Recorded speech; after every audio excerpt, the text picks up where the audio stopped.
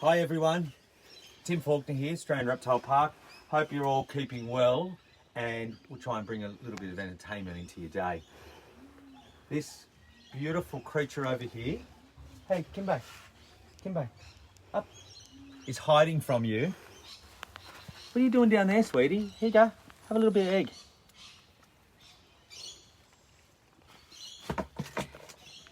Come on, up here. I'm going to come around your side. So this beautiful creature is a tree kangaroo, and they're an absolute oddity. And what I mean by that is their ancient relatives actually were a little tree-dwelling marsupial that lived in the trees, and then they evolved to live on the ground, and then tree kangaroos evolved to move back up the trees. And because of that, they're actually, come down here. A little bit more. Why are you feeding under here?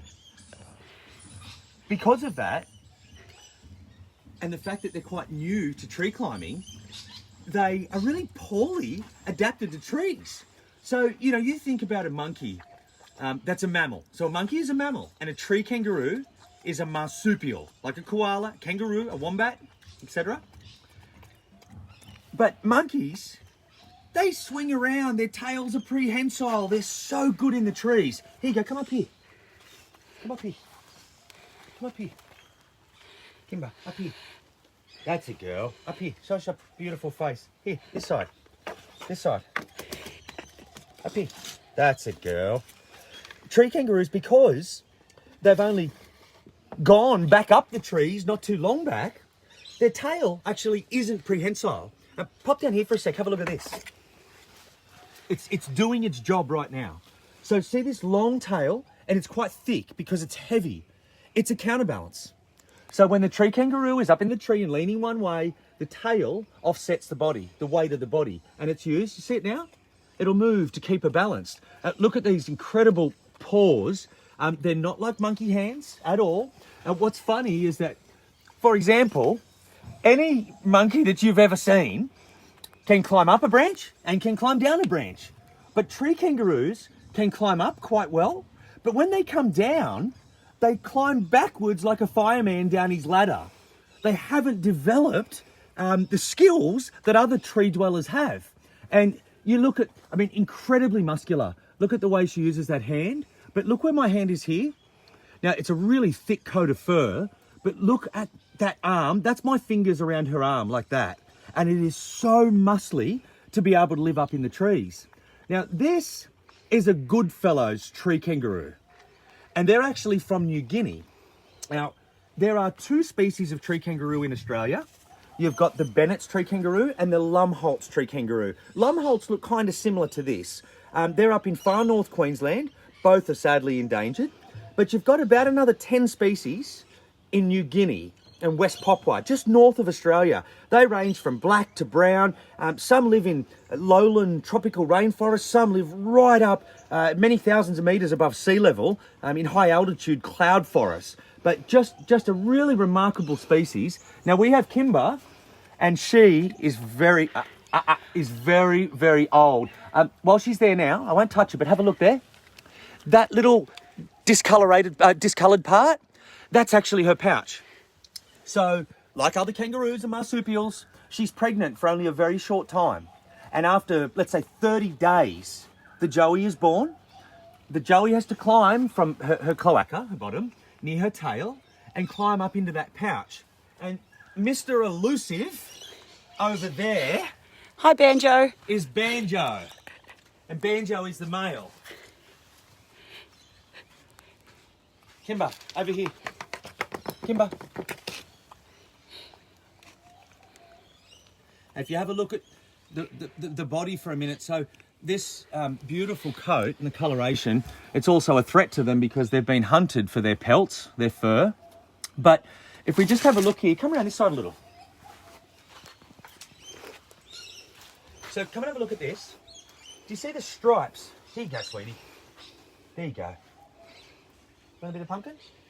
Have a look at the stripes down here. Have a look at the tail. how it's broken in coloration. Now, this is a basic form. I mean, they're quite well camouflaged in the forest, but this is a basic form of what's called disruptive camouflage. So, an example of that, think of a zebra on the Great Plains of Africa. They're black and white on a green field of grass. And to us, the zebra stands out. It's black and white. But imagine if you were a lion. Lions are colourblind. So lions see the zebras and the grass as one. And so, well, so to speak, what happens is when the zebras move as a herd or a mob, that black and white coloration is really disruptive. And so the lion can't pick out its target, its prey item. And that form of camouflage, so with this here, the lines, the stripes down the back, the disruption on the tail, it actually just blends them in. Think about it in a rainforest. It makes them look like a part of the shadows where the sun's filtering through, and it makes it very hard for predators to recognise them. So disruptive camouflage. Another native example of that is the Tasmanian devil. You ever thought, well, why aren't they all black? Why do they have that white stripe across the front or the white stripe down on the bottom? And it's because they're nocturnal. And when you're in the forest, even a black shape stands out more than a little bit of disruptive camouflage. So the white stripe on the front and back, actually in the moonlight and the dappled shadows, they blend in. Hey, Banjo. See that food here? These are treats for tree kangaroos. Boiled egg, pumpkin, banana, and a bit of carrot. Here you go, mister. There you go, mate. I won't come near you. I know, Mr. Cranky Pants. Go on, it's all yours. Look how clumsy they are. They're beautiful. I don't mean that in a bad way. But if you have a look at their movements, it's like a kangaroo in a tree. It's not meant to be in the tree. They don't move very gracefully. But that's realistically because of an infancy in their evolutionary processes that, let's say, in another 1,000,000 years, they probably will look more adept at climbing in the trees. Hello, matey. Aren't you beautiful? Now, while you've got him, or had him up close there, take note. I've talked about the tail, the feet. Their feet, the lower foot here down the bottom, actually has a really wide pad, similar to rock wallabies that live on rocks. And that really wide pad means that they can get more grip around a tree. I think she's looking for more food. There you go, sweetie. So, talked about the tail. Look at that there. Look how thick that foot pad is. That's as thick as a gigantic red kangaroo's. But you can see it's used so it can really grip the tree. Incredible claws up front. Now, look, tree kangaroos may, at times, eat a bit of fungi or mushroom, maybe even a bird egg. But they are predominantly plant eaters. Maybe fruits and berries or treats like that are here. But let's have a look at a couple other things. So the ears. They're quite small, okay? Their hearing's reasonable, but it's not spectacular. A really, really good sense of smell, and you can see a well-developed nose up around the front. Eyesight is reasonable. Not spectacular, but really relying on that sense of smell. Here you go, buddy. Here you go, buddy. Wouldn't want to keep you waiting. There you go, mate. It's an extraordinary thing when you think about mum. So a female like this, like Kimbe here, for the first part of its life, the joey is in the pouch, safe. But at some point, the joey's too big for the pouch. And it's not like a koala. You know, it doesn't live on mum's back. It has to learn to navigate the trees. It starts its life in the trees. Now, there's actually naturally occurring quite a high mortality rate, and that means a lot of the young ones die in the wild because they've got to spend such a long time with mum learning how to climb and navigate the trees, but also they live in the rainforests. There's a range of plants that they can eat, but there is a whole range of plants that are toxic, that are poisonous to a tree kangaroo. Now, a joey has to learn that from mum. So when the joey leaves the pouch, it stays with mum. At about that point, mum will mate with a male, and she's going to have another joey. But throughout that period, the little joey that's now at foot, it's called, follows mum around through the forest and learns how to climb, what branches are safe, which branches aren't safe, what foods to eat, what trees are poisonous, and it's quite a really lengthy process. Hey, buddy boy, look at you. You can really see there, like that, look how muscular they are. You know, have a look at that forearm where he's holding onto that bit of pumpkin. Here, mate, I haven't given you an egg. Would you like one? There you go. Listen to him eating. It's the best sound. They're so cute, hey? It's the best sound. All right, mate, one bit of pumpkin for you. It's all right. Now, Banjo here, you know, he's not really a nervous animal, but he's a young male. And he's really aware it's not actually me that he's staying away from. It's this old girl, Kimbe. They live together. They have a very reasonable relationship. But Kimbe is boss. Have a look at this quickly now, before she goes. Look at that right there. There's her pouch. There's no Joey, I know that. But that's her pouch, right there on front. So under this is a big saggy fold of skin that actually makes the pouch. And the Joey would be born down here, climbs up into the pouch, and when the Joey's born, it's the size of a jelly bean. It's pink, it's blind, it has no fur, the legs aren't even developed, the eyes are closed over with skin, the ears are folded down on the head. And the Joey's got to come out of the cloaca, or bottom, and it's got to make its way up to the pouch. It's extraordinary. Here you go. Oh, you don't want the carrot, do you? Nah, that's okay, precious. How about a bit of nani? Yeah. So, guys, start sending through your questions, and Tim will start answering them. We have got a few already through. Are you happy to start answering, I would Tim? love you to. Are they endangered? Yeah. Tree kangaroos are endangered. In Australia, we have the two species, the Bennets and the Lumholtz. They're suffering from habitat destruction massively. Habitat fragmentation, which means we go and build suburbs and roads and we fragment their habitat. So if Banjo wants to get the Kimbe in the wild, whoa, he's got to cross. He has a tail, not a hand. Sometimes he grabs the top of my head. If Banjo wants to get the Kimbe in the wild, he's got to cross a freeway. That doesn't work. Another major thing is actually dog attack. They do come down to the ground, but when they're there, they're just vulnerable. So domestic dogs or feral dogs give them a really hard time. So in Australia, the tree kangaroo's pressures are habitat destruction and feral pests. In New Guinea and West Papua, north of Australia, where most of the species of tree kangaroos are found, the problems up there are overpressure from hunting. They're a valuable bushmeat. They're a valuable species because of their pelt. They're a trophy species, and really all species of tree kangaroo, I'm not 100% sure of this, but I'm going to say it anyway. All, and if not all, nearly all tree kangaroos are endangered.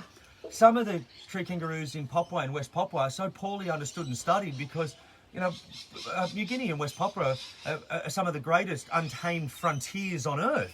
But you've still got a very tribal and cultural way of living there where hunting pressures for food are a really big problem for tree kangaroos. Do they hop like the ground kangaroos that we have? So come on me for a minute. I'll give you... head out there for a sec. And I'll show you what happens. So yes, the body structure is the same as other kangaroos. And they're macropods. A macropod means large-footed. So what happens is kangaroo hops in a normal type fashion. So can tree kangaroos. On the ground, they can jump at least probably 1.5 meters if they need to. When they climb up onto a tree, they go from a standing start like this, woof, and they're up. When they jump along the ground, it's not graceful, like a beautiful red kangaroo that's just jumping across the grassy plains. It's quite an awkward jump, and their hands touch the ground, and they tend to go across. But I like this part. This is what I want you to watch. I mentioned it earlier. They're so clumsy in the trees that when a tree kangaroo climbs up a branch, it can do that, and it can almost look graceful. They don't have a way of coming down. Like a monkey, which are totally different. That's a placental mammal. Tree kangaroos, marsupials. But a monkey can climb up and climb straight back down.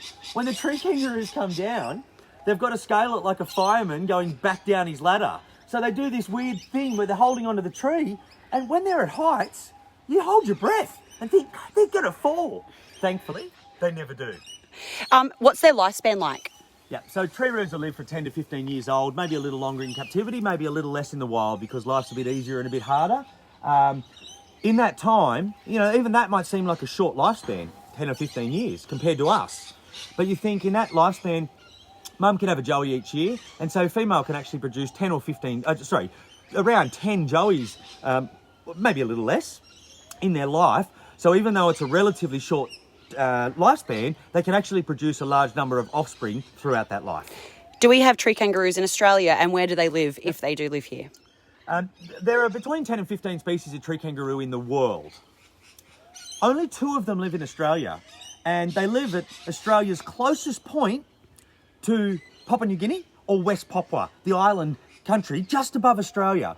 So really, you would probably technically say tree kangaroos are more a New Guinea and West Papuan species. But the 2 species in Australia are Lumholtz and Bennet's, and they live up in areas like the Atherton Tablelands, just behind Cairns, the world-renowned Daintree rainforest, and forests a little further north around Cooktown.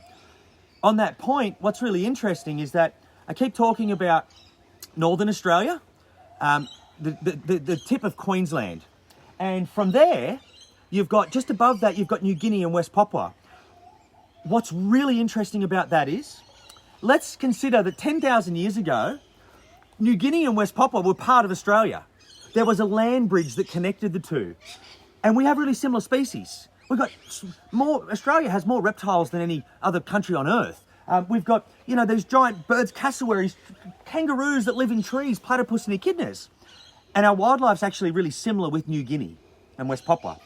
But if you're now in Northern Australia or West Papua and New Guinea, and let's pretend that you've got a big rock and you throw it across the ocean, the next land you'll hit is Indonesia or the Philippines or Borneo in Malaysia.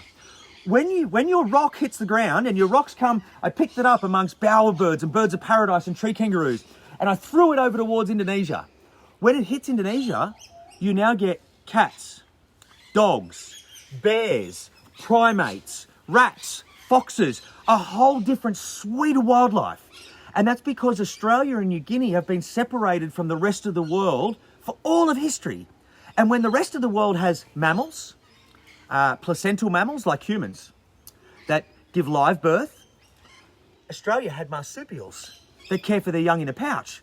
We've got 10 out of 10 of the world's most venomous snakes. We've got giant pythons and giant monitors like parentes. But our wildlife is really unique, and I'll take that I'll take that chance to make a point, which is, stop and think about that for a second. So our wildlife has been isolated from the rest of the world for all of history. That makes it really special, right?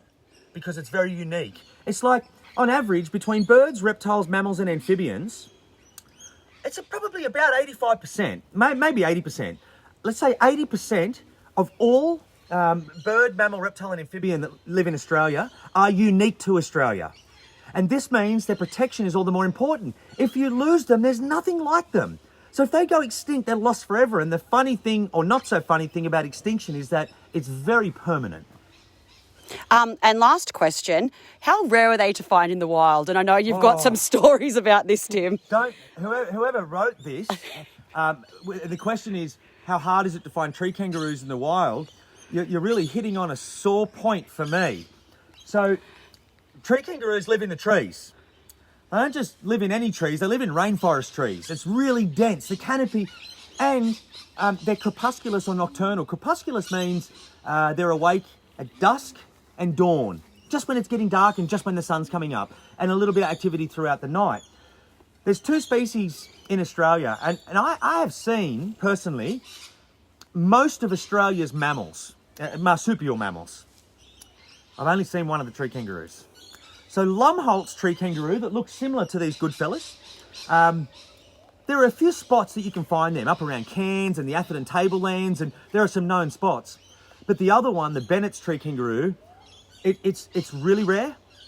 It only lives in a few very remote locations, and it's really difficult to see. I've also been to West Papua and New Guinea, north of Australia. And, I came so close to hearing, I could hear a tree kangaroo, but the forest is so thick that you can't see it. And it raises a good point, because I'm a really big believer that for people to want to save things, save wildlife, to care about wildlife, you kind of need to be able to see it, because what we can't see, we don't typically understand, and what we don't understand, we have a hard time caring for. And that's why it's so nice to be able to talk tree kangaroos like this, because, I mean, when would you ever see a Goodfellows tree kangaroo beyond a computer screen or a book to know that it's real and it's out there and it's endangered? So to answer your question, tree kangaroos are really hard to see, but they exist. And we might wrap it up there, Tim. Yeah, okay, thank you everyone. Stay safe. Thanks for tuning in, and over and out. See you again soon.